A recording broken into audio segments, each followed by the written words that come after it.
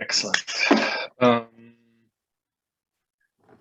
Okay, good. So I assume that I'm not talking to myself, and then there's someone listening.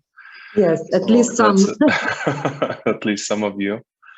Anyway, so today I'm going to talk about this Microrayon transformation strategies course that we have, that we taught like together with Johan de Wachter for, I'm not sure, like maybe 5 years already.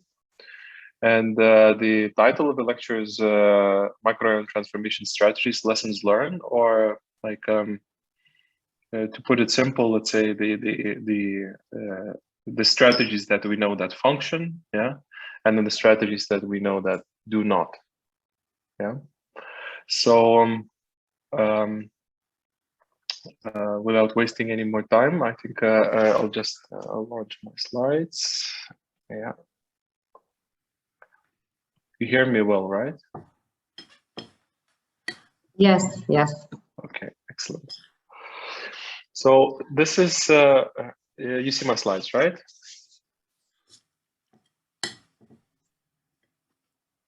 Yes. This kind of building. Okay. Anyway, so like 5 or 6 years ago, we started with our first case, and it was a neighborhood in Égoulé. And I must say that I had a lot of, let's say, prejudices about what was let's say life in Microrayons and how it worked. And there are some let's say things that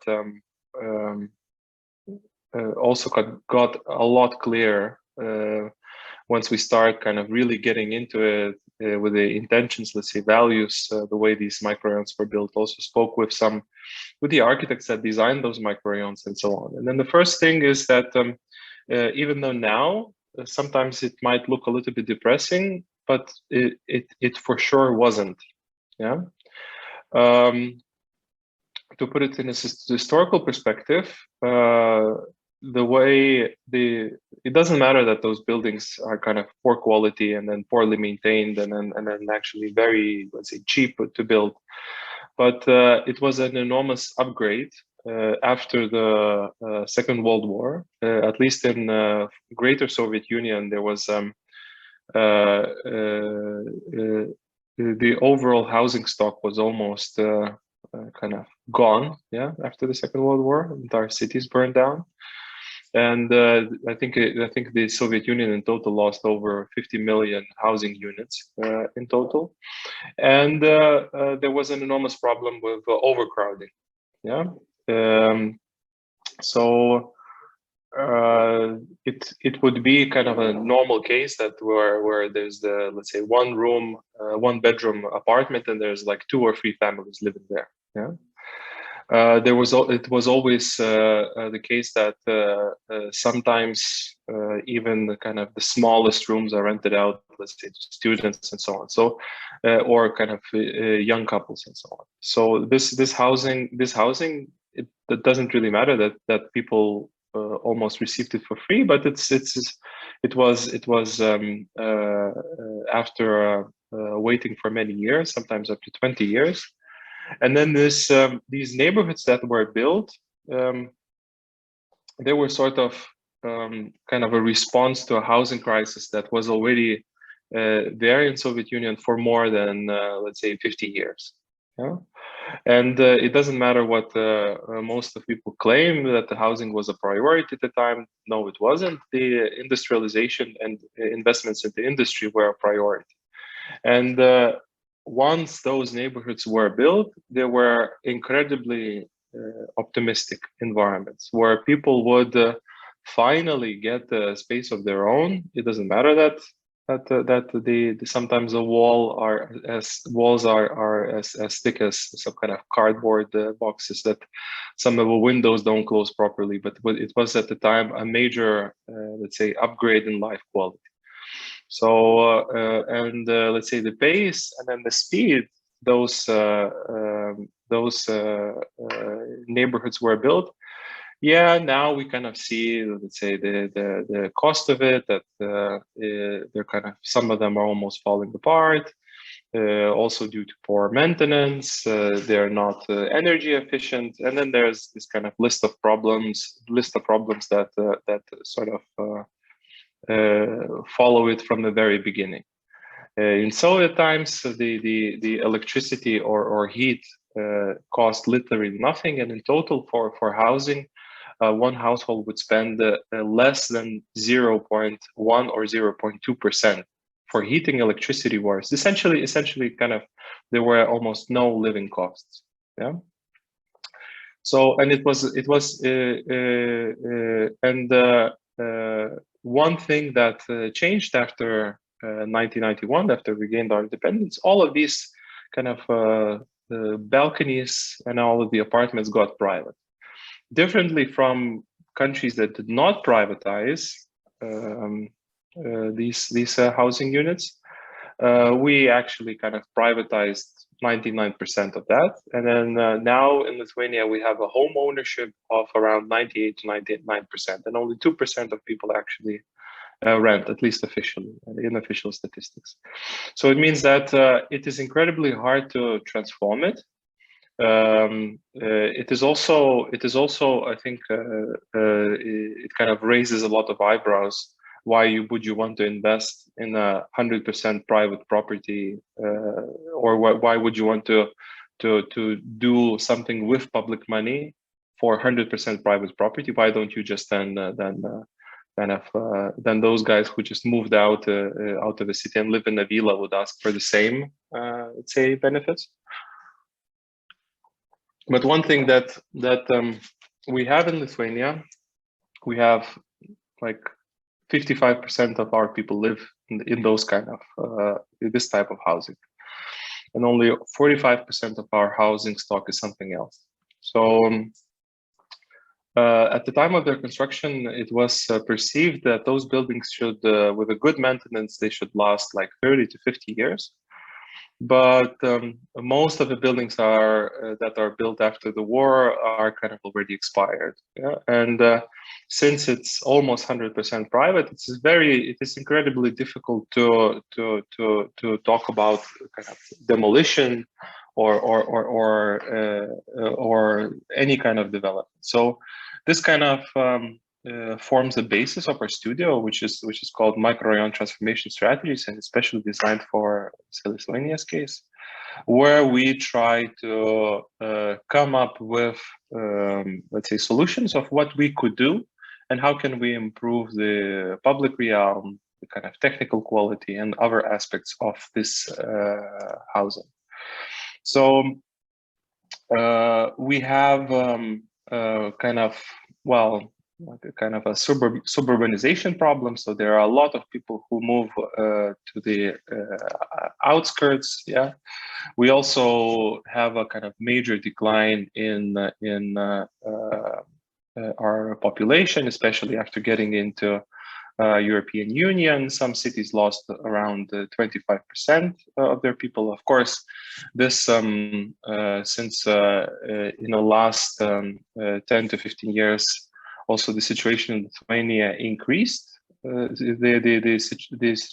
wages in Lithuania increased, so there's also a lot of people that are kind of coming back. And then after long years of population decline, now we like for 2 years in a row we see that we have a small but at least it stopped let's say shrinking. So that's kind of good news for us. The only city in Vilnius that is increasing is Vilnius. Kaunas lost like 25% of around population. Klaipėda kind of remained the same, but there's also a lot of people that moved out of the city to the outskirts, to the suburbs. Once we analyze the housing stock, we see that around 60% of that housing stock is like apartments, around 5% is semi-detached houses, and then 35% is detached houses. So this is actually what's happening also in the country right now. And then once we're talking about 60% of our housing stock, we're talking about over 35,000 like residential units, not apartments, but like apartment buildings, 35,000. And then with the current pace of the renovation, where we have now, let's say, renovated only like over 1,250, let's say, apartments. I think now it was a number like 5 years ago. I think now it's around 2,500. But we calculated that it would take another 70 years to renovate all the residential blocks. And then let's say our hypothesis here is that well, if it takes more than one lifetime, it's not going to happen. And then we basically are moving too slow, and the pace is not. It's just not good enough, and then we have to look for some kind of alternatives. And then the state is not so rich that would renovate every private house in the country. It's just not feasible financially.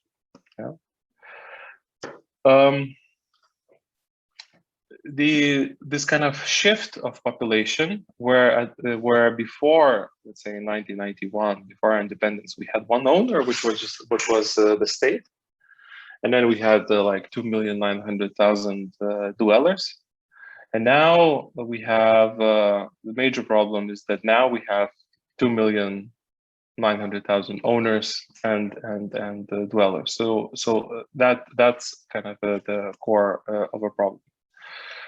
We also have quite a big problem with, let's say, suburbanization. And then once people move out, they kind of try building a house.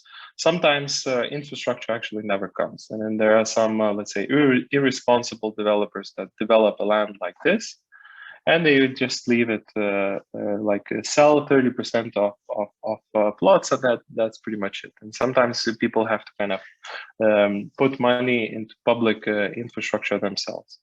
And if you calculate, let's say, the minimum density that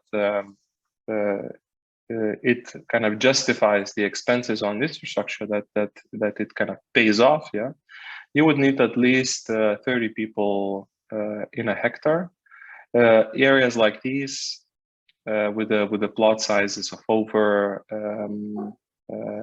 with the plot sizes of let's say 2,000, 4,000 square meters, you get the density of around like 3 or 5. So basically, whatever, let's say, like water pipe or sewage pipe you put, it will never pay off.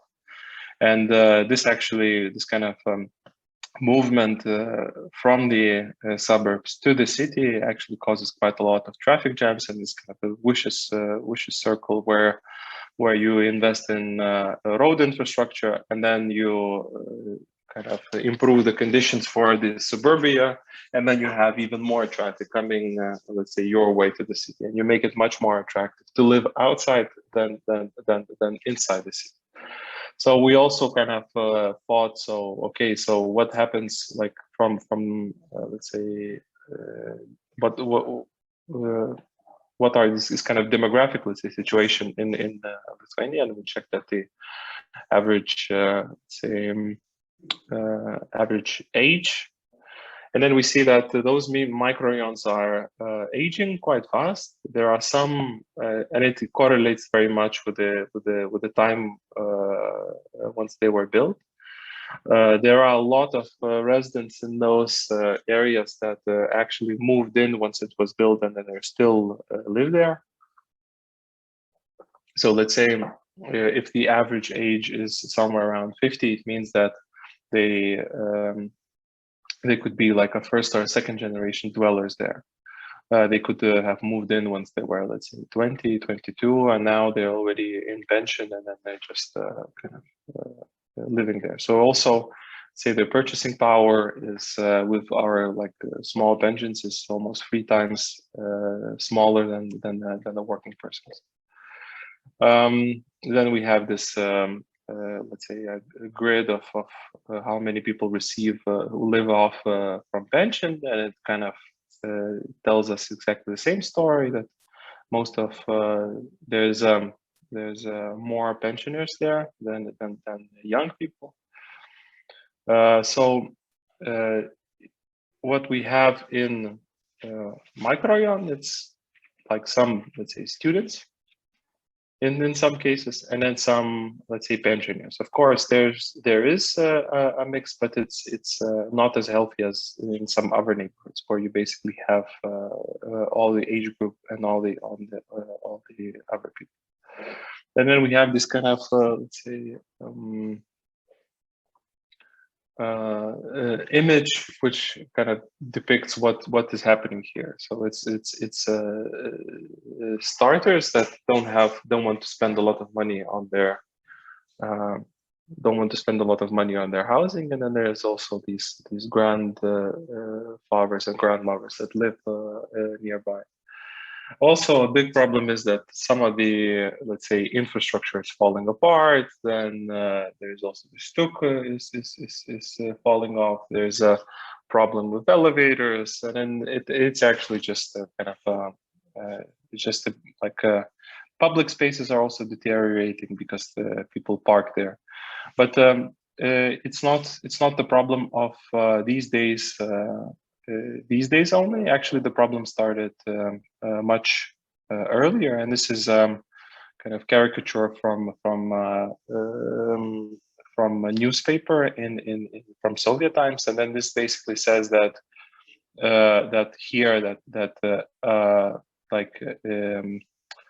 that the house is accepted by this commission as finished, yeah. But there's no water, there's leakage in the ceiling, the doors don't close, and then the windows do not open. And this was usually the case, just because, let's say, because of the pace and because of the cost of this housing, it was made in incredibly poor quality. And sometimes, in order to meet this 5-year plan, construction companies would finish these apartment blocks as fast as possible, sometimes even not connecting it, let's say, to water. And then residents who move into those apartments have to hire this company, let's say construction companies again, but this time on a private basis, to finish the infrastructure that they were supposed to do in the first place. Also, this is also this kind of renovation of these apartments was already also an issue right after they were built. And this book is about problems of quality of architecture, and there's also a lot of things, and then there's a lot of things that they already kind of foreseen already 20 or 30 years ago. So this topic is absolutely not new. If you check, let's say, okay, just a sec. Okay. If you check what are the major, let's say, problems, so like most of the problems are kind of related to exterior walls. Also deterioration of loggias, deterioration of, let's say, slab floors, deterioration of this cornices and parapets, entrance, and so on. So like if we're talking about renovation, it is sometimes wise to I mean, most of the people who kind of thought about renovation thought that it's economically would be much better to just demolish it all and then rebuild it from scratch.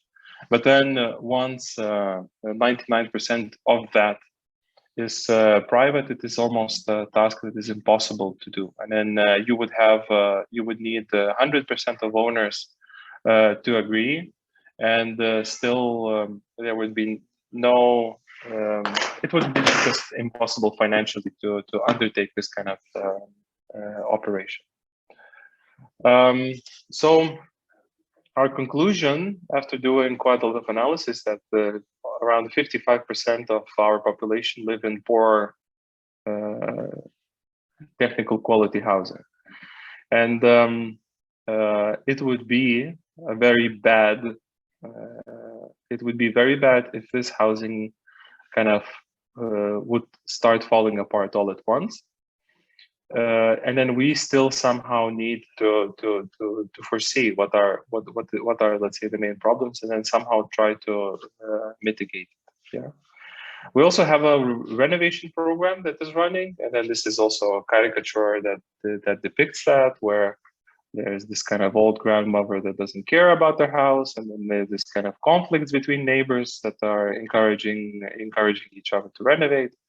And but the renovation process is not that easy. There at least 50% of residents have to agree, and it's also not for free. So basically, building community have to take out a loan, and then their building maintenance cost increases. The problem is that even though you renovate, sometimes the end result is not that inspiring. Just because, let's say, if you have half of the building residents that chip in, and then the rest of the other residents are kind of financing it with the bank. Sometimes you also have to use a public procurement system. So because the government will not finance anything that you arrange on a private basis, and then what happens is that with public procurement, sometimes you get bad design, bad contractors.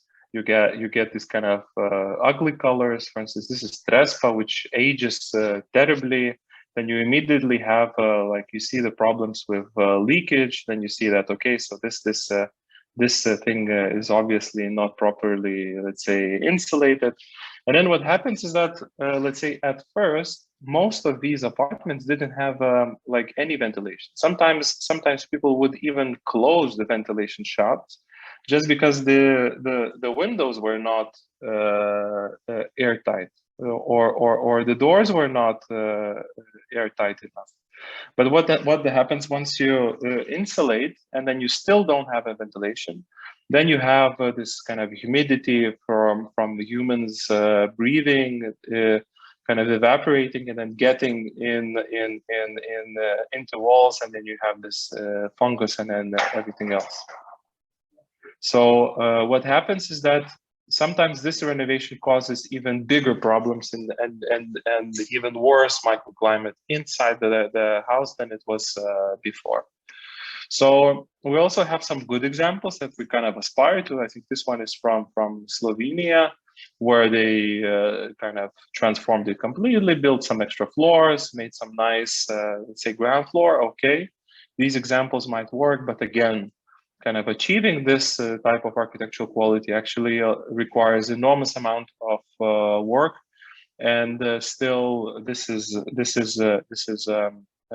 the rendering. Of course, they realize there's a lot of things that changed, but you cannot apply this model on each house. It would be nice that every renovation has a really high architectural quality, but sometimes it's just not feasible. So it also has to be cost effective, because we're talking about 35,000 houses that need to be renovated.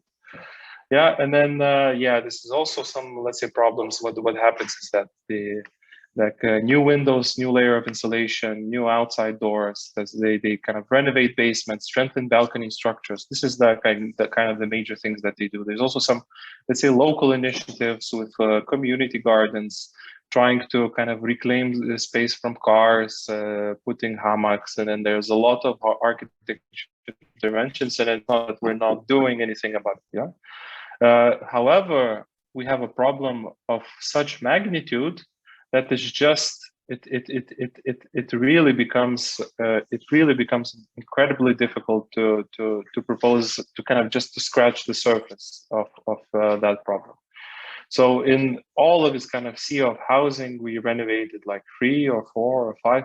So in smaller towns, of course, this score is much better, but our major problems lie actually in the city centers, and then those problems actually lie in our biggest cities, which somehow are still lagging behind with the renovation.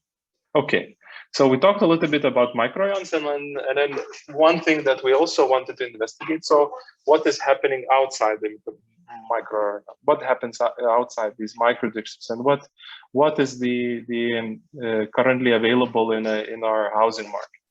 And This was like from 3 or 4 years ago, but this is basically a visualization that you would see in 80 or 90% of cases if you want to buy a new, let's say, affordable apartment somewhere on the edge of the city or somewhere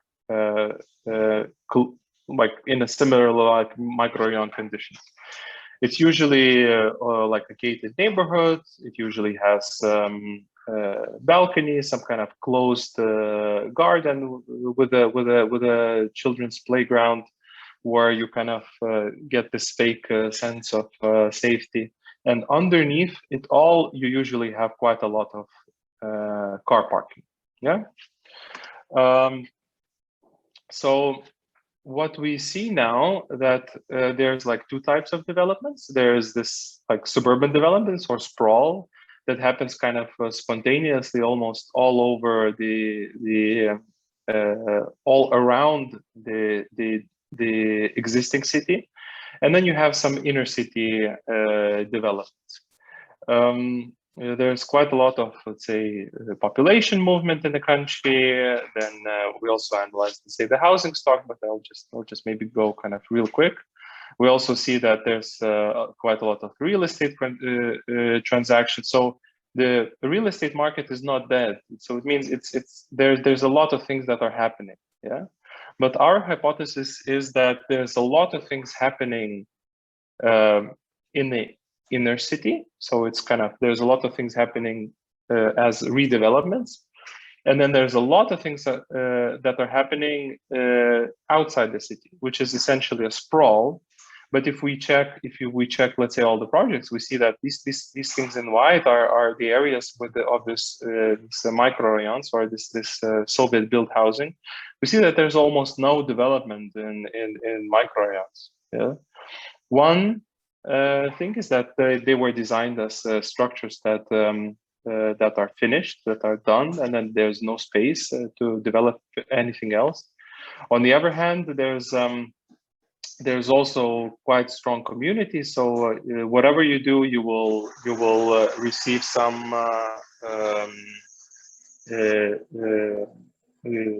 The project will not be smooth. You will receive some, let's say, extra scrutiny about whatever you propose. And at the same time, we know that we have a housing problem. Yeah. And then especially in Vilnius, we know that, let's say, our housing affordability index is worst almost in Northern Europe. Yeah.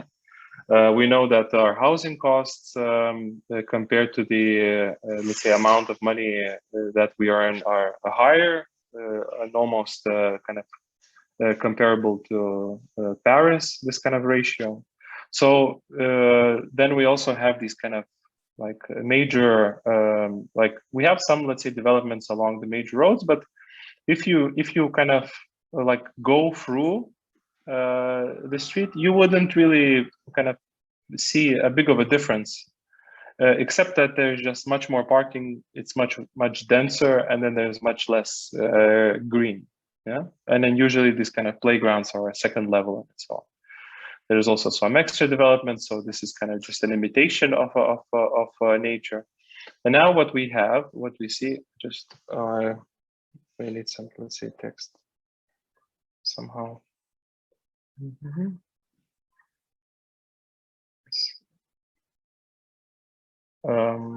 Okay, sorry. Okay, so we also see that the apartment size that we have with these kind of new developments actually is decreasing. And then in the last 10 to 15 years, our average apartment size decreased by over 10 square meters, 12 square meters. And then like it doesn't look like much, yeah. But if you consider that housing has to somehow meet your lifestyle or meet your, let's say, family needs, and that the housing needs changes every 5 years, and then if you have kids, you know that 12 square meters is one bedroom. Yeah.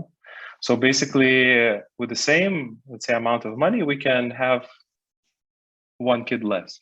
Yeah, which is a kind of a bit frustrating at sometimes, because we used to like afford a 2-bedroom apartment, and now we can afford only 1-bedroom apartment. And if it's 2-bedroom apartment, it's either outside the city or in some kind of very poorly connected area. So this is also not an option. So our apartments are getting smaller. And then let's compare how these what the current construction looks like, and then how the Soviet construction looks like. And then what we see that actually the difference is not that big. One thing that is different is that in Soviet times it was the kitchens and then living rooms were strictly separated, or bedrooms were strictly separated, just because like this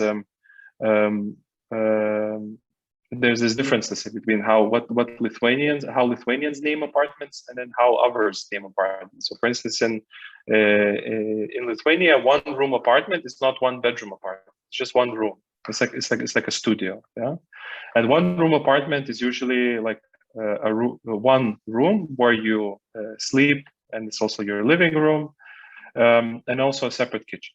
Yeah. So now what happened is that we still have these kind of studio type of spaces where you have this sofa bed somewhere in the corner, but the price of those apartments is actually much higher. So 1,650 euro. It's unfurnished. So it means that you would have to invest extra 500, 600 euros to furnish it and then to make it. So in total, it is almost double the amount. And then if you check the Soviet-built apartment, the prices are much lower, and you have a little bit less of, not a little bit, but you have a parking problem, but you have much more space and much more green space with the kind of trees that are already old. And then once we compare, actually, kind of like there's not that much, let's say, differences in typology. Yeah, and then what we see that somehow people are kind of going crazy about the newly built apartments, but even the Soviet ones actually have quite a lot of quality. And then we're kind of doing a separate project in the office together with Mesh Studio, and it's called the Microrayon Renovation Guide, which is basically talking about the renovation of the apartments. Yeah. And then if you would make it attractive, or kind of attractive environments to live, I think that you could also like ensure that there's a lot of developments happening not outside in microrayons, but also inside. This is a 2-bedroom apartment, 3-bedroom apartment, and so on. It kind of gets better. So so we technically, like, we compare what is being built right now. We see what is, we kind of take a look at our housing stock, and then we see that we actually might kind of have something here. We might, with a very little transformation, we might be able to kind of deal with the housing crisis. We just need to make these microrayons attractive again, like make them great again. Yeah. Yeah, we also checked this kind of how many like luxury houses or how many like economy type of flats are being built, let's say each quarter. Yeah. So we have some things like ranging from these panoramic, let's say lofts, let's say for 2 million. But somehow, like all of the new developments, let's say inside the old town, they're usually gated communities, and then they're designed not for like general population. It's just a kind of for a lucky few. There's also some, let's say, kind of history imitating developments that once they're built, they actually kind of look a little bit ridiculous, some kind of anachronistic, let's say, experiments. And then you see that the most desired areas in the city, it's the city center, like for Vilnius case, and then some neighborhoods around the city axis, and then the like where only lucky few can afford. And then if you check the microrayons and then the outskirts, it's the places where most of the people can afford.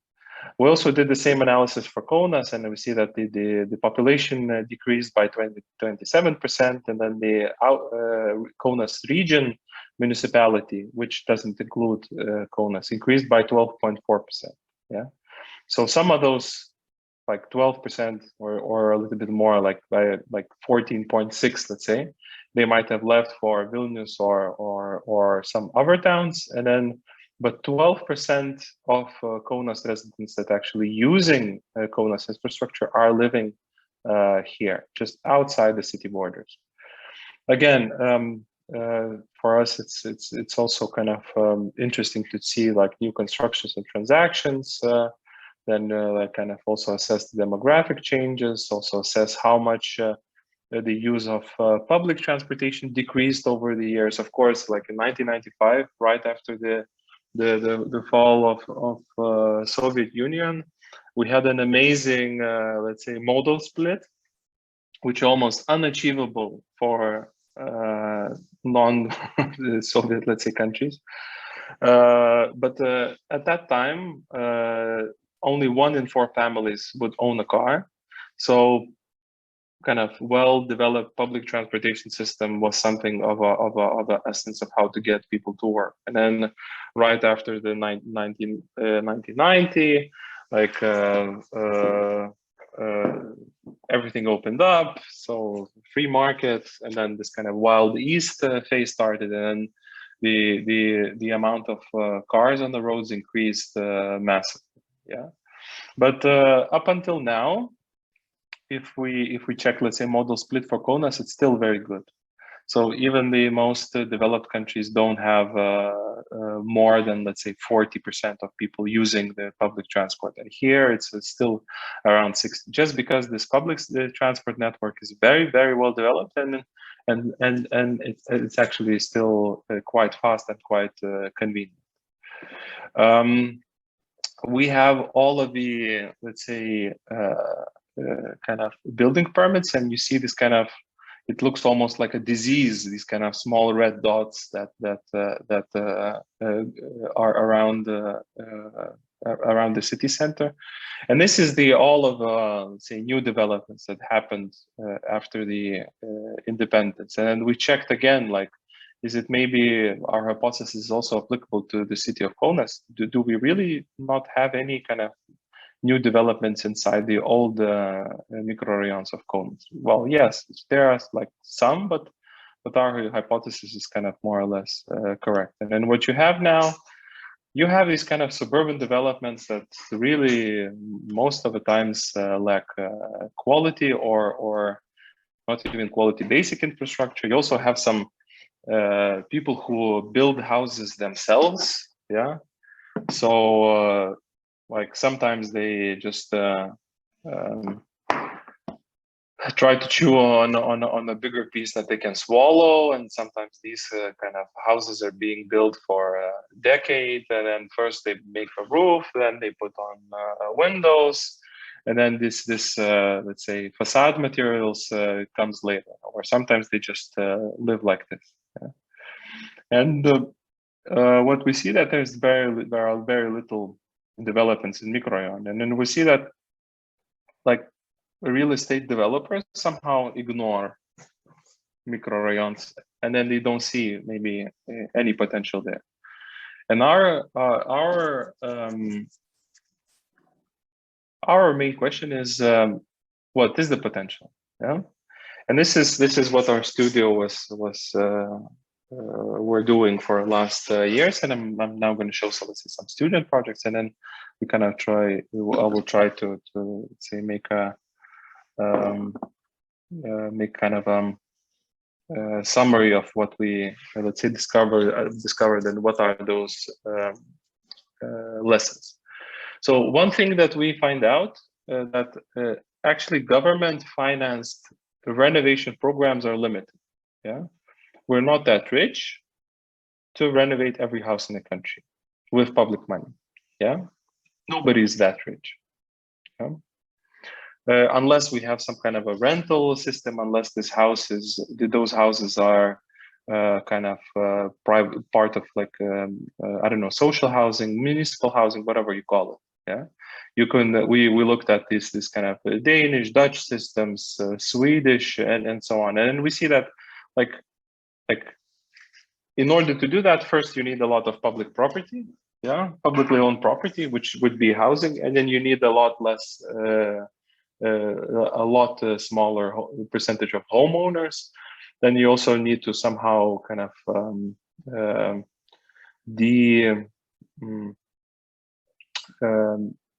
to encourage people not to rent, not to buy the house, but rent. It is also incredibly difficult to convince some, let's say, liberal thinking, let's say, politicians that it's a good idea, because everyone thinks that home ownership is something that is very good. We have now currently renovated around 3.7, just 3%, 3.7 of our housing stock, which is like not much. We also have quite some laws regulating renovation, but it's not simple. Like to go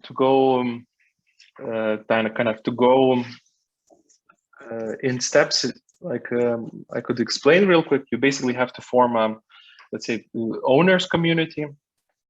Forming owners community, you need to have some kind of a legal status. Yeah. Then at least half of the people in this owners community have to agree to renovate. Yeah, so it's 50% plus one person. And it is incredibly difficult to do that. Yeah, it is incredibly difficult to actually to make people agree with the renovation, because sometimes even these savings are limited. Yeah, because you would it's not that the heating cost will, let's say, evaporate, and then sometimes after the renovation the microclimate or the air quality inside the house actually becomes even worse. Of course, now the program is improving, and it's also very attractive. They propose a very kind of, let's say, government-backed loans with a very low interest. Also, they finance half of your renovation cost, and you only have to pay half of the other. But to put it in perspective, let's say a 5-story house, yeah, with, let's say, 3 staircase blocks has around 60 to 80 apartments. It depends. But the renovation of this type of house costs from 1.5 to 2 million euros. Okay, let's say that the government kind of subsidizes half of it, and then it's still, once you divide it, you get like 10 to 20,000 euros per housing unit of, let's say, renovation costs that you need to kind of chip in. So it's either a loan, yeah, either you have that money and then you can pay. So it means that you just kind of enjoy the lower heating costs immediately. And if you don't have, let's say, the funds to do that, then it's sort of it becomes one of the tax, part like a tax that you kind of pay. You just live in a renovated house. But as I said, this kind of renovation sometimes is a bit of a problematic process. Sometimes these contractors don't have the capacity, they don't have the know-how. It's not interesting for large contractors to get involved into this kind of program, just because of this kind of public procurement process. Usually quality is sacrificed over price. And then once we're talking only about insulating the walls of the house, there's just no way you can increase some kind of architectural quality if you're not thinking about how do you maybe kind of create something extra. Maybe like you can buy.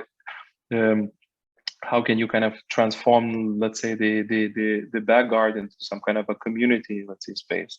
How can you maybe kind of solve the parking a bit on a larger scale? And then what we see is that if you are going to tackle, do you hear me?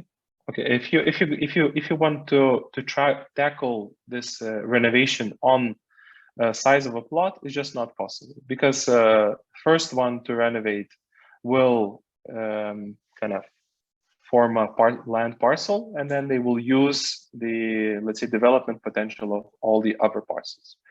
And the only way you can do it is that you renovate it with entire kind of neighborhood all at once, and then you try to kind of solve these complex problems all at once, and not let's say bit by bit. So it means that me as an urban designer, we see that there's quite a lot of things that we have to do, but each neighborhood and then ever increasing amount of owners, ever increasing amount of, let's say, ideas, interests, and let's say stakeholders, it doesn't make the process better.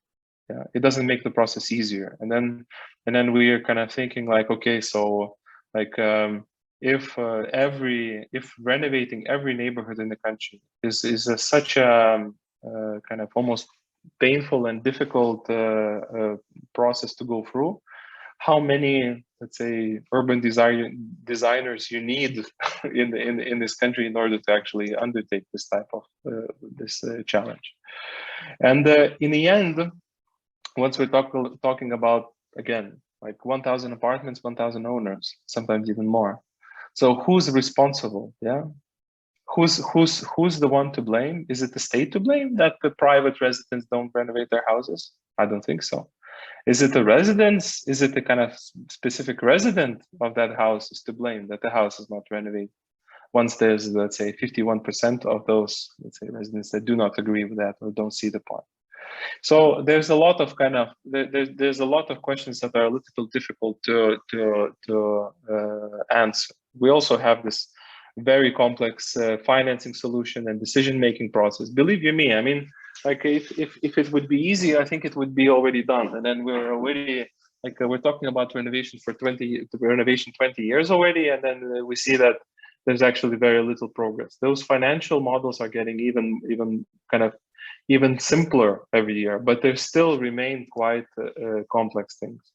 And one thing that we see, like, okay, we tackle the shell of that apartment, but our inside is often not even considered. Sometimes the inside is just repainted, but like none of these houses is handicapped accessible. Yeah. And then we see that okay, so there's these kind of 3 steps, but like if you're a handicapped person, then it's a killer. Yeah. Then like at the time, once every 4th family had a car, you had a parking lot, let's say, with 20 cars, and then for 80 apartments, it was fine. Now you kind of you have cars that constantly kind of park here on a sidewalk, and they break the curbs, and then they kind of deteriorate the public space even more. The other thing is that some of these houses, like Identity, and there's a very good kind of very old Russian movie called S легким паром, which basically, like, it's a funny story. Like one guy goes, I think, from Moscow to St. Petersburg, and then kind of ends up on exactly the same looking neighborhood and exactly the same apartment, just in the other city. Yeah, just saying that it can be a little bit confusing. So even though, but it was not the intention. Actually, if you check the catalogs, like there was a lot of attempts to somehow kind of create this identity through color, through different types of balconies, through different types of different types of, let's say, facade elements. But like, just a second. But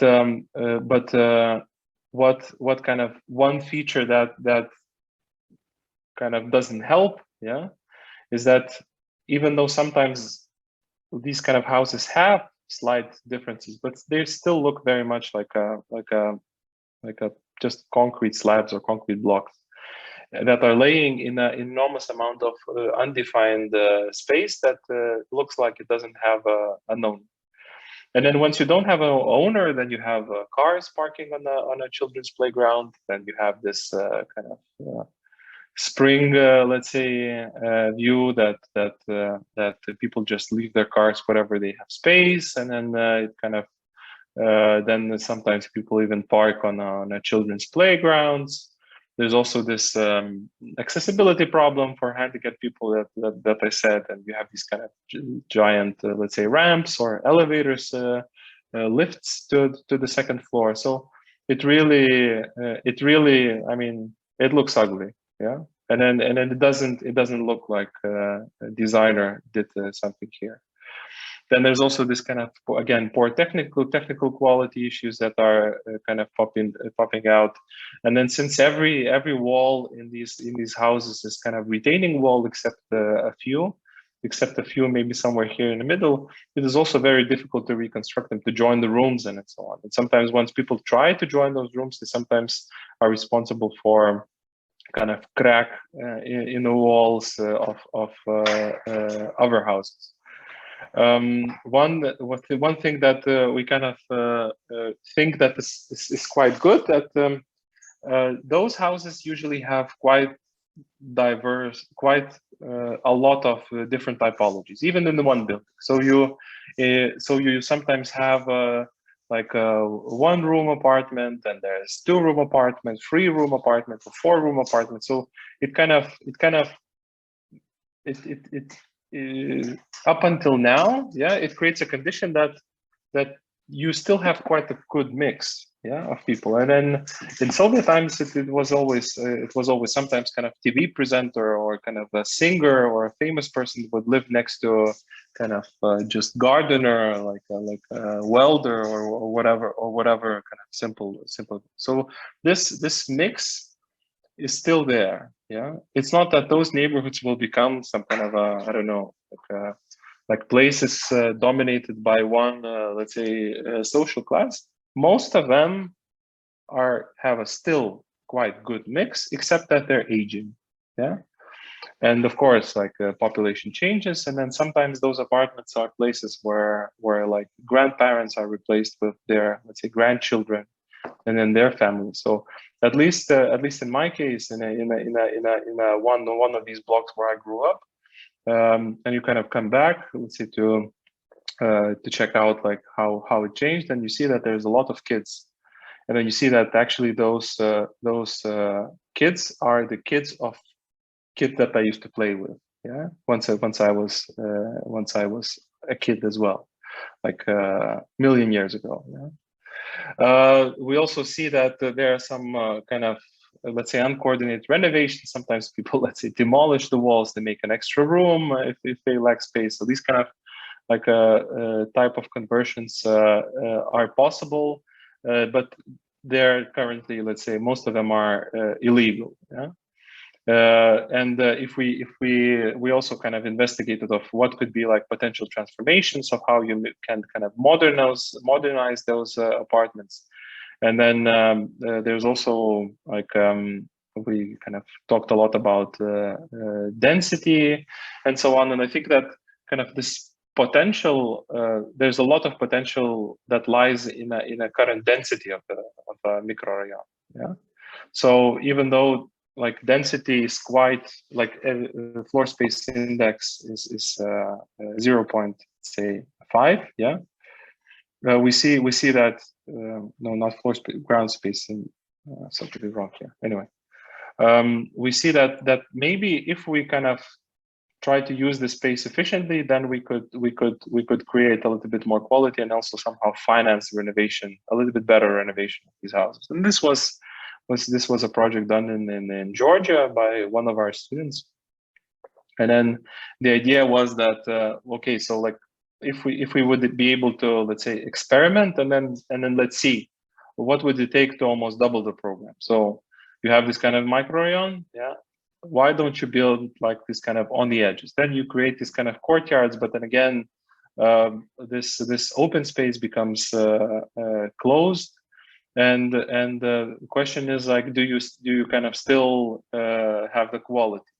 Then sometimes like the distances between those houses are also kind of too little, and then these public parks are also sometimes a little bit too small, and these kind of extensions you can say that is it really financially feasible? And then once you kind of talk to the developer about, okay, so why don't you do it? Then he might say that, yeah, maybe it's not really worth it, because then by building an extra building, I will kind of ruin the buildings on this side. So this building extra is quite complicated. One other thing is that, okay, so why don't we kind of have a different design, let's say, for each area? And this was also Microrayon of Iguilei. The picture that I showed is actually taken from here with these 3 towers. And then let's say the idea of this student was that, okay, so we have a lot of public space. Why don't we make it into a forest, just kind of completely wild? And then we make as little public space as possible, yeah. But then at least we have the money to maintain it properly, yeah. And then we have these kind of communities, courtyards, and everything is you have this kind of Corbusier, let's say, dream where he envisioned that you have these kind of slabs, and then it's surrounded with a landscape, and you have this kind of towers popping off of these kind of green bushes and so on. So this is like also student ideas of how you could do this kind of possible strategies, like adding, yeah, just extending the existing houses is possible, kind of creating courtyards, yeah, it's also possible. Twinning maybe is a little bit difficult, but then if we're talking about increasing the amount of rooms or increasing the apartments, it could be, yeah. Like you could think about kind of extensions and adding new functions, kind of transforming the existing buildings, adding a little bit of parking, public spaces, and so on. But it's still very, let's say, schematic projects. I mean, it might work, but then implementing all at once, it's incredible. It's incredibly difficult. And then if you like, once we're saying, okay, so you have to renovate, and then you have to renovate these houses like en masse, yeah. So you say that like renovating 1 is not good enough, renovating 10 is too difficult, and who will be the owner? I mean, this is constantly somehow like a gridlock situation, yeah. You have it like it looks like once you start talking about transformation of Microrayon, it looks like everyone is against you, yeah. It looks like somehow the planets are not aligned in the good direction, and you will never be able to achieve anything meaningful in this type of situation. And I don't want to be kind of super pessimistic, because I'm not, but it's just that, like, through going through the years and then seeing all of the obstacles kind of latent and then very, very, let's say, present, it becomes sometimes a little bit depressing, yeah. Not to get you depressed, it's just like to kind of try to like kind of trying to fire up, let's say, your, let's say, thinking of like looking, let's say, outside the box. And then we kind of draw the simple scheme, yeah. We say that, okay, so usually the development process goes like this, yeah. You have a government which has, like, at least in our case, it's incredibly passive, and it's like a biggest landowner, owns 99.9% of land. Still, it doesn't matter that there's already like 30%, more than 30 years that we live in this kind of free economy, but it's still the biggest landowner, and then most of the countries are actually. So they're kind of defining the plans, looking for like starting with the kind of master plans and so on. And then usually developers are kind of incredibly active and really hands-on people. If you talk to some Lithuanian developers, they think that everything in this country is just too slow. They're incredibly active. They have ideas, they have projects, and they have money, and that they're willing to spend. And then the resident, as such is just a buyer. Basically, a developer creates a product. You kind of negotiate with the government. It's government. I mean, like it's in a broader sense. So it's either municipality, either some kind of let's say public institution that is responsible or has the initiative of, let's say, of planning. And then there's also government, yeah, who, like, once it communicates with the residents, it's there's also this kind of direct, let's say, connection that the residents or owners, they ask the government to finance their renovation, but the government says that, okay, you need to organize yourself, you need to fill in the forms, you need to kind of go through all this procurement and financing your project, and that's it. And what we want, yeah, and then what we see that there's actually no link between residents or house owners and developers, yeah. And then we believe that it is necessary, like, in order to have a sustainable like model for microrayon renovation, it has to be also interesting for developers. It also has to be interesting for those kind of people who have a lot of experience in building things, yeah, and developing things. I mean, I don't want to kind of let's say antagonize or kind of become a developer's darling, but I mean, let's say in this kind of ecosystem, they're an essential part, and then we cannot keep them out. And I think that if we divide these responsibilities in a much clearer manner, where, for instance, the government says, okay, we offer possibilities, we maybe offer kind of better land positions. Maybe we can offer you some kind of property that you really want but you also have to kind of contribute to the community, or you have to renovate the house or co-finance. Yeah, maybe like government-backed kind of housing loans that are financed as some kind of an incredibly big, let's say, part of some, like, that is financed for, let's say, pension funds or whatever. Maybe that's the way to go. I don't know. Maybe they can create some kind of a really kind of good, let's say, financial instruments. And then once the developers come, okay, so they say that if it's government backed, then it might be a lot more stable. So because developers currently take a lot of risk, but then so on some projects they just buy land and they cannot do anything. So they just let's say spend $1 million and they lose $1 million. Yeah. And then sometimes they kind of buy, let's say, a plot for $1 million, so then they have to earn $2 million, yeah. And then once we're kind of seeing of how this all of these kind of things evolves, I think that all of the links between or the relationships between these things is a little bit broken. And then we need to, in order to actually have a sustainable renovation program, we need to fix it. And yeah, and then once we're talking about like how government should function, how it could be like active, I think that they have to kind of try to offer the possibilities through changing of a planning context, and then just to kind of make sure that it happens. Maybe investments in public space and infrastructure so that some areas become more attractive. Assist residents and owners to organize themselves, and then somehow stimulate private investment through new financial instruments. So that should be, let's say, their role.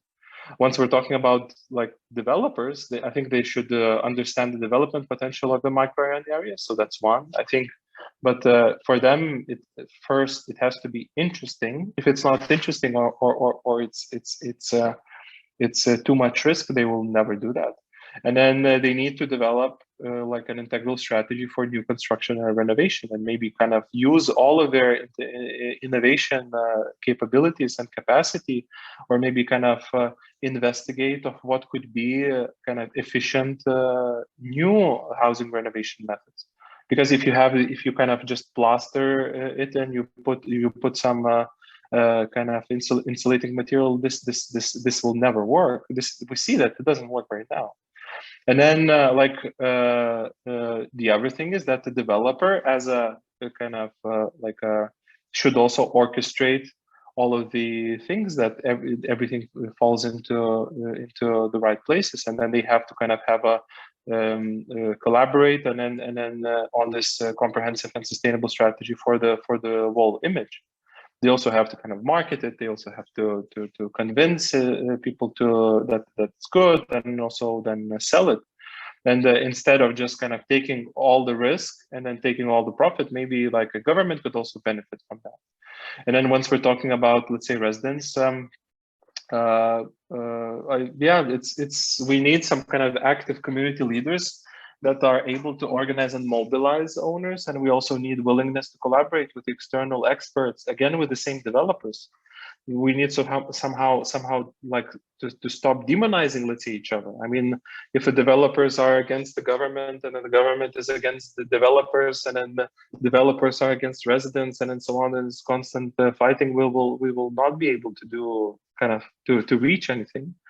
What residents need, they also need to actively participate in the creation of these ideas and conditions. So I think this kind of public engagement comes into place. And then the people who have, of course, like there are people who have money, there are people who have less money, or people who are kind of have very limited funds. We also still have things like energy poverty, you know, where you kind of in order to pay your heating bill, yeah, you have to kind of save on your food, yeah. So like in some other countries, it sometimes is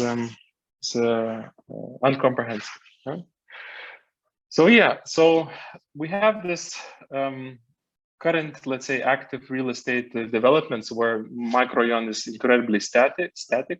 We have new inner city developments that are very active, and then there's the sprawl. But then the question is, like, can we maybe kind of have like this kind of spread this inner city, let's say, vibe into can we kind of activate Microrayon with some, let's say, development program or this money that's coming, and can we maybe somehow attract these people who just need a house with a plot to a Microrayon? So, and then we're talking about new typologies and new types of living, and like in talking short term, yeah, I think someone just needs to start with a pilot project to show that potential, and in long term, the only way to go is an inclusive strategy that would involve everyone who has ideas, money, and land.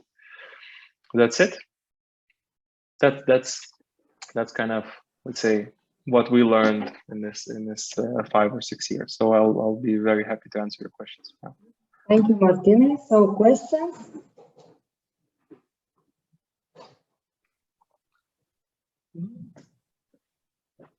I think it was very informative lecture because you presented all the positive and negative aspects of the Microrayons and also raised the questions what to do. So maybe our participants also have a questions what to do next or how to behave in these territories.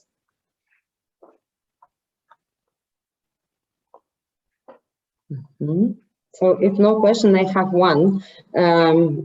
I have a question like urbanist. You made a big research. You also, as you know, research not only like a historical background. So what do you think? What is worth to say, for example, to protect in these territories? Is anything what we should keep it for the future, for example, not changed? That's a very good question. One group of students. It was I think the first maybe year. They did this Microrayon, and then they picked one neighborhood, and they said, okay, so like if a renovation goes on, and then everything turns into some kind of this peach pinkish, let's say, Trespa landscape.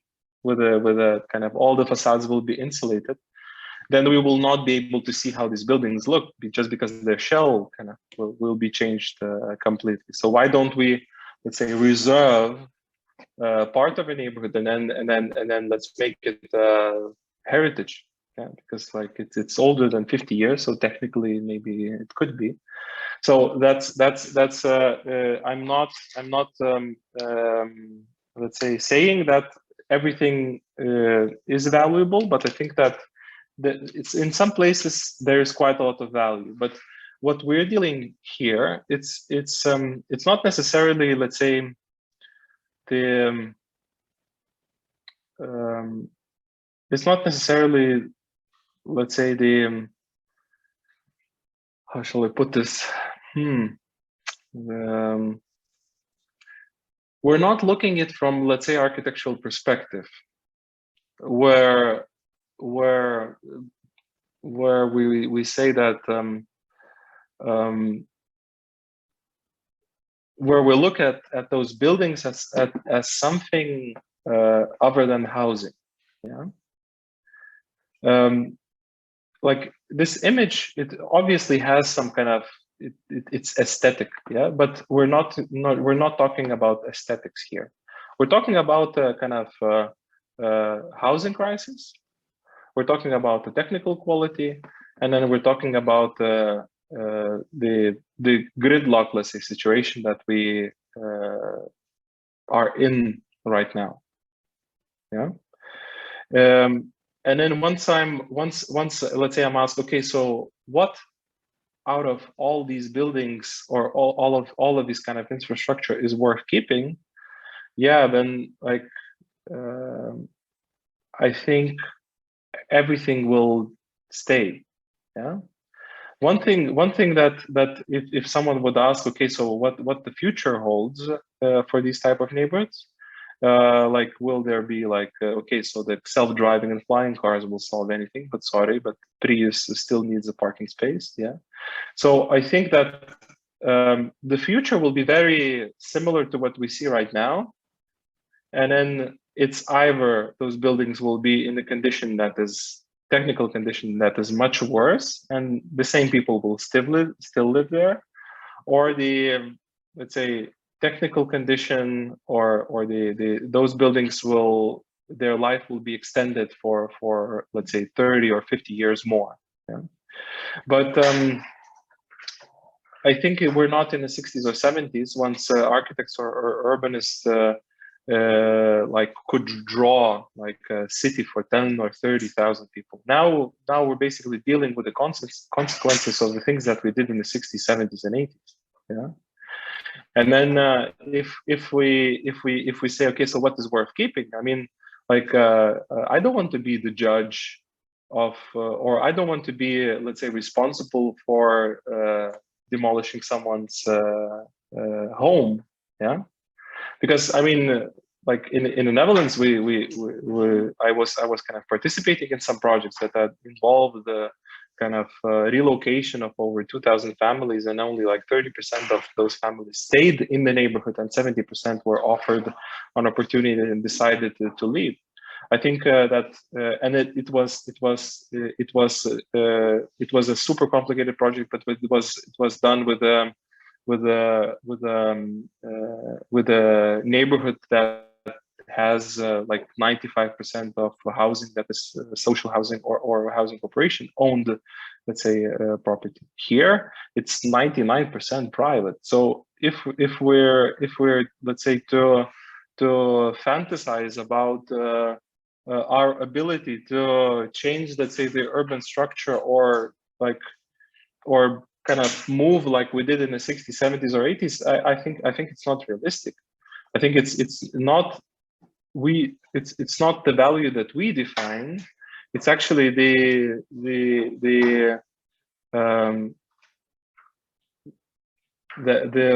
value that is defined, let's say, by the, let's say, consensus of people who live in this structure. So I guess what I'm saying is like, one good thing is that the trees are already old. Yeah. So the kind of natural landscape is something that actually is quite nice. If you renovate those houses and then you make sure that some good architects participate in that, I think even the buildings can look nice. Yeah. And then I think that this feelingness of openness, feeling of space, I think it's quite valuable.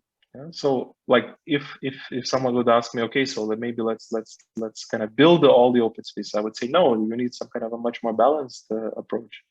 And I think that maybe a city or the government needs to kind of work on this model that would increase the quality of this housing, but also would not bankrupt our country. So I think that's the way to go. Okay, thank you. I see Edward would like to ask, so maybe the last question, if no questions more.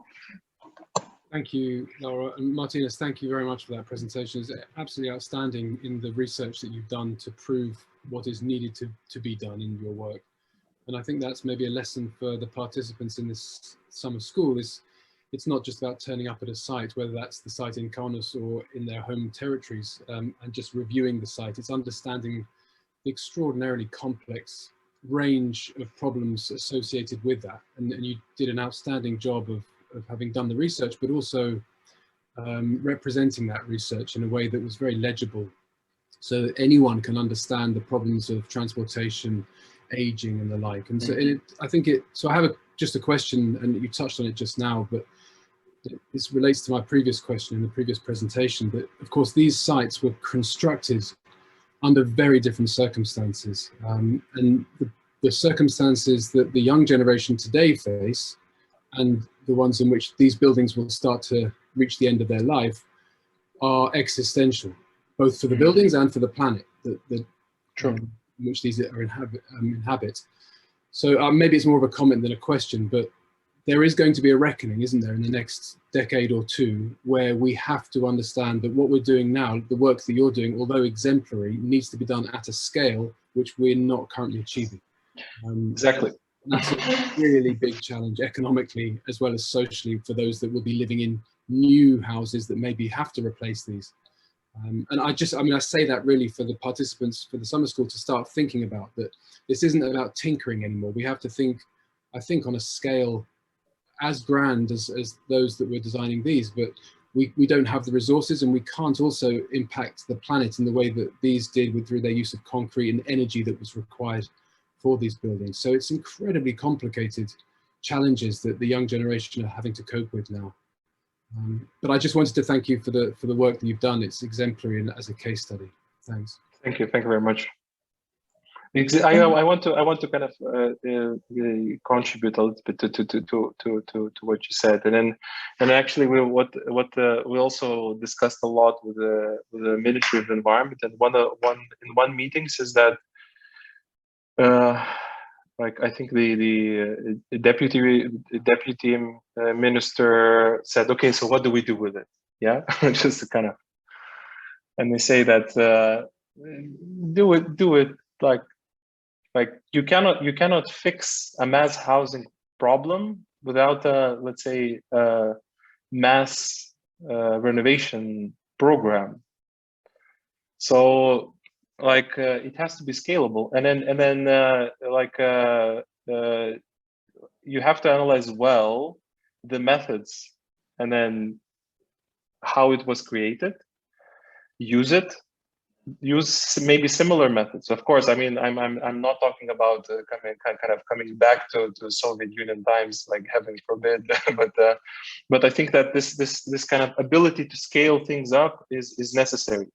I was kind of even thinking, okay, so like imagine that all of these apartments are factory made. Why can't we factory make the facades again? But let's make it out of wood. Let's make it lighter. Let's make it maybe somehow ecological. Let's maybe kind of change the windows the same way. I mean, they had the concrete factory in those neighborhoods, in each of the kind of construction site. They had the kind of concrete panels. Sometimes they would just kind of pour this concrete on the ground. I mean, if you gonna use human labor with it, like how much it costs now, you will never be able to make it. You will never be able to make anything that is kind of scratches the surface of a program. You need to kind of build factories for that. You need to maybe kind of it was these kind of concrete panels, yeah. Now maybe let's kind of take them off and let's put something on different. I don't know. The ecological constraint that the generation faces, I think, is one that almost I mean, it is unfair when you think of the unconstrained situation in which these architects were working. You know, the impact on the environment of the concrete manufacturing, those factories, the resourcing of that concrete, none of those things were considered at the time, and that's, you know, that's understandable under those conditions. But tomorrow's architects have to think not only about reworking, as you say, with the facades taken off, but also they're very constrained by the impact they will have on the environment. So exactly. Yeah. And then we need to kind of adapt and create something new out of it. But I think this scalable, massive program needs to start soon. Okay, thank you, Martynas. It was really interesting We have one more question. Yes, we have one more question. Yeah. Should I read it? Yes. Kemal asks, does the situation of urgency in renovating the current built stock prevent the middle and lower class housing to be built? I have been living in Kaunas for several years, and the rent jumps from cheap to unaffordable, especially for students, in my opinion. What do you think about the balance between the rent affordability and house ownership? Yeah, I need another lecture. Yeah, I mean, in one sentence, Martynas. It's complicated, huh? No, housing affordability is not getting better in this country.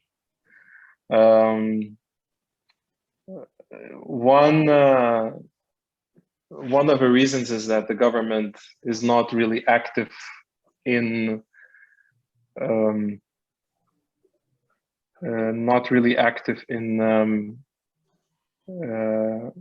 putting